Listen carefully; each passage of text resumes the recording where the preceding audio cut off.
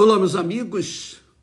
Deus vem abençoá-los abundantemente, em o nome do Senhor Jesus Cristo. Você que crê no Senhor Jesus Cristo, seja abençoado.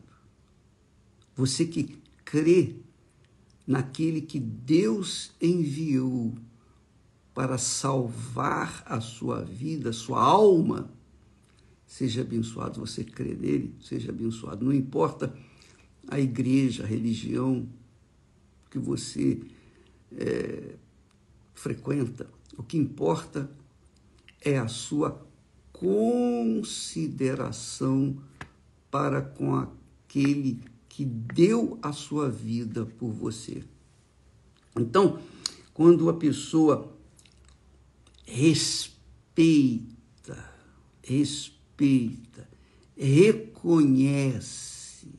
reconhece o que Jesus fez por ela, então ela está crendo nele.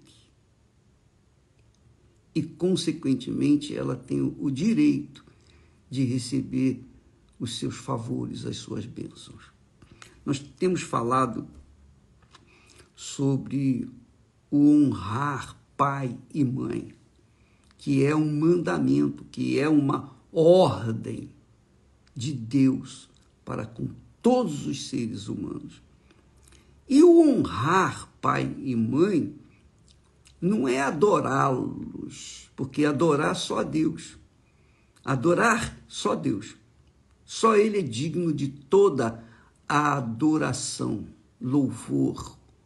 Só Ele é digno de adoração. Mas, aos pais, os filhos têm obrigação de respeitá-los, honrá-los com respeito. Você respeita o seu pai e sua mãe, você respeita a autoridade deles sobre você. Você crê que eles são maiores do que você, porque foi deles que nasceu você, ou eu. É assim que acontece. Então, quando nós honramos nossos pais, nós estamos considerando-os, respeitando-os. E isso é o que Deus quer de nós para com os nossos filhos. Porque eles, os pais, representam, tipificam o próprio Deus. Deus não é o criador de todas as coisas? Pois bem, quando nós trazemos um filho ao mundo, então Deus nos deu a autoridade, o poder dele, para que nós pudéssemos trazer uma criatura ao mundo, gerar uma alma neste mundo. Então, quando um filho, uma filha, reconhece essa autoridade do pai, da mãe, quando os filhos honram seus pais com respeito, os consideram como senhores de si aqui na terra, então estarão considerando também o próprio Deus. E isso é tão simples, vale a pena a gente fazer assim uma introspectiva e meditar sobre os nossos pais. Por exemplo, eu quero dizer para vocês, a título de exemplo, o papai, mamãe, nós fomos 7 filhos. Sobraram 7, porque muitos se perderam diante da situação crítica que eles viviam naqueles tempos. Então, eles geraram 7 filhos. 7 filhos. Todos nós os respeitávamos, e muito. Muito. Então, Nenhum de nós foi bandido, ladrão, drogado, viciado, nada disso. Todos nós cumprimos a nossa missão de vivermos, casarmos, constituirmos famílias, etc, etc, etc, etc. Apenas um de nós, desviou dessa conduta ilibada quando ele começou a se envolver com outras mulheres. E ele, obviamente, gerou filhos com uma, filhos com outra e filhos com outra ainda, terceira. O que acabou acontecendo? Ele morreu mais cedo. Ele foi embora mais cedo. Não é Deus que estava punindo, é porque ele quebrou aquela ordem, aquela disciplina divina. Aconteceu também com o caso da Esther, ou da família da Esther. A Esther eram 8 filhos. Os 8 filhos foram criados da mesma forma, com respeito, reverência aos seus pais, com honra aos seus pais. E todos os 8 filhos se casaram, tiveram famílias, etc, etc, etc. Apenas uma teve a infelicidade de casar com um jovem que não teve a mesma educação que ela teve. Então o casamento se desfez e ela casou novamente,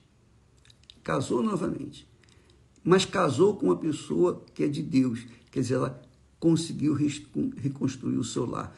Então todos nós, em geral, casamos e vivemos com as nossas respectivas esposas durante muitos anos. Nós estamos casados, Esther e eu, há 53 anos. Vamos fazer agora em dezembro. Então, isso mostra que quando os filhos, é isso que eu queria provar para vocês, quando os filhos são criados no temor do Senhor, quando as pessoas, porque temer a Deus é temer os pais, é respeitar os pais, é honrar os seus pais. Quando nós somos criados dentro desse padrão, então Deus garante longa vida e bem. Nós temos lido isso, você sabe disso. E eu aprendi pelo Espírito Santo, isso é uma experiência pessoal, depois que eu conheci Jesus, é que eu tive essa instrução, essa inspiração, essa direção. Eu, quando fui me casar, eu tinha consciência antes de me casar, que se eu me casasse com uma pessoa, uma mulher, uma jovem, que não tivesse os mesmos princípios que nós tivemos com os nossos pais, se eu casasse com uma jovem que fosse malcriada para com seus pais, que fosse rebelde, que fosse, enfim, que não respeitasse os seus pais, que não honrasse os seus pais, eu tinha certeza que não ia dar certo comigo.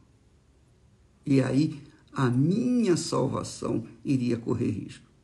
Então, eu orei, eu pedi, eu clamei a Deus para enviar a pessoa certa. E então, nos conhecemos, Esther e eu. Deus enviou a Esther. Então, você já deve ter ouvido falar, os antigos falavam, minha mãe falava, que quando é boa filha, é bom filho. Então, a boa filha vai ser boa esposa e boa mãe. O bom filho, que respeita os pais, que honra os seus pais, ele vai ser um bom marido e um bom pai. Porque essa é a ordem, é a disciplina divina. Mas essa disciplina, essa ordem, ela começa com honrar aos pais.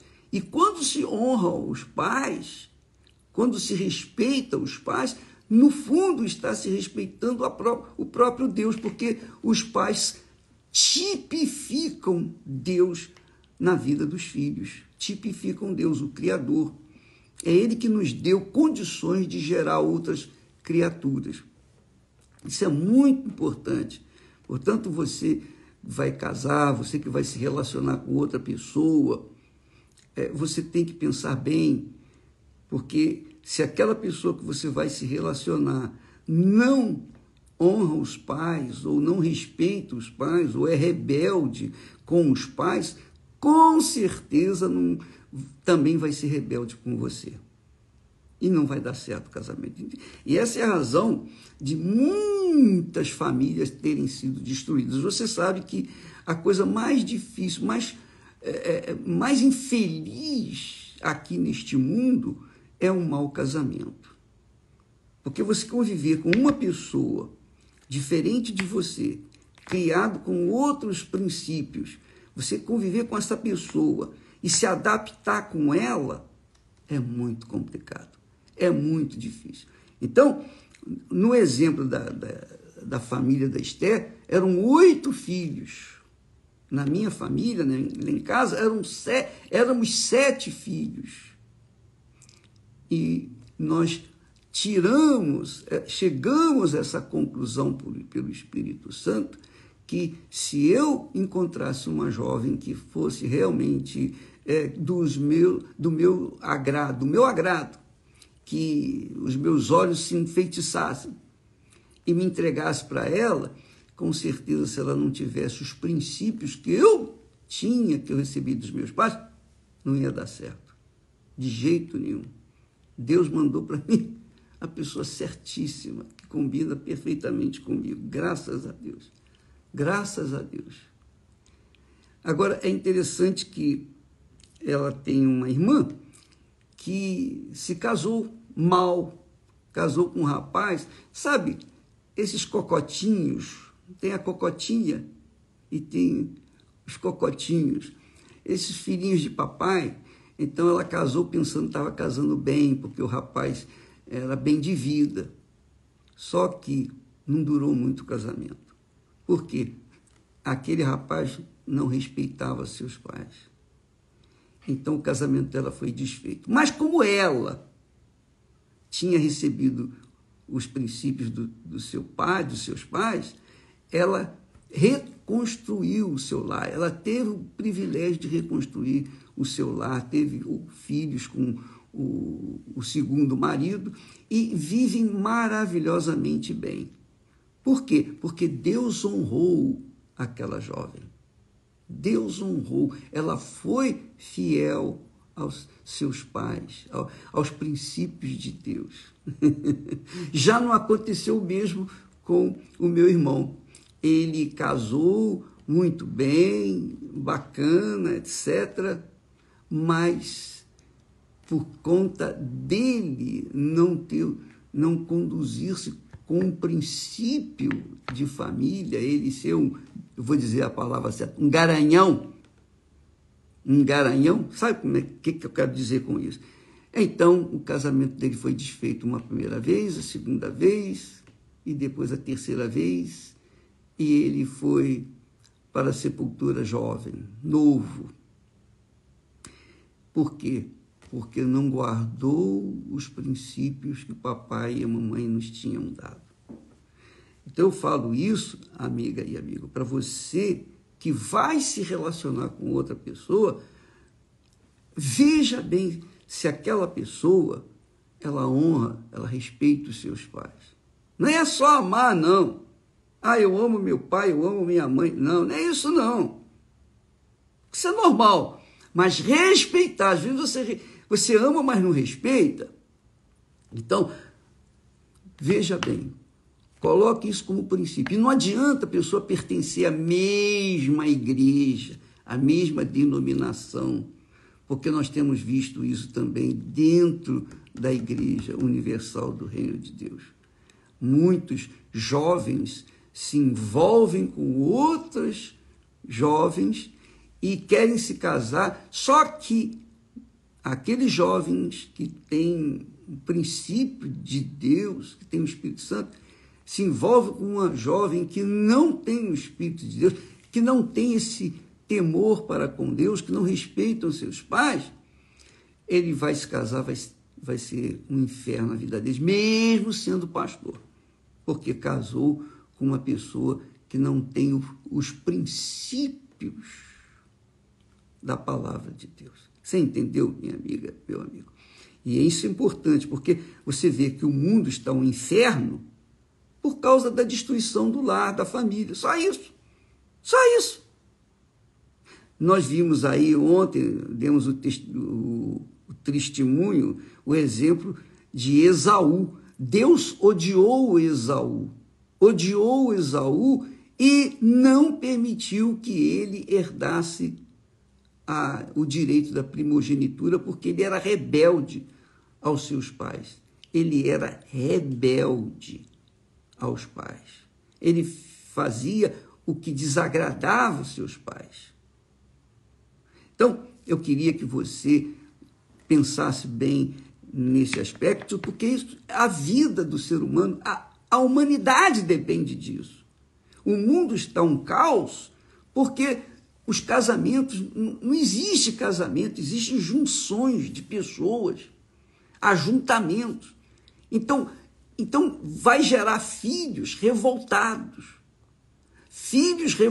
que vão se casar revoltados, que vão gerar outros filhos revoltados, e vai o quê?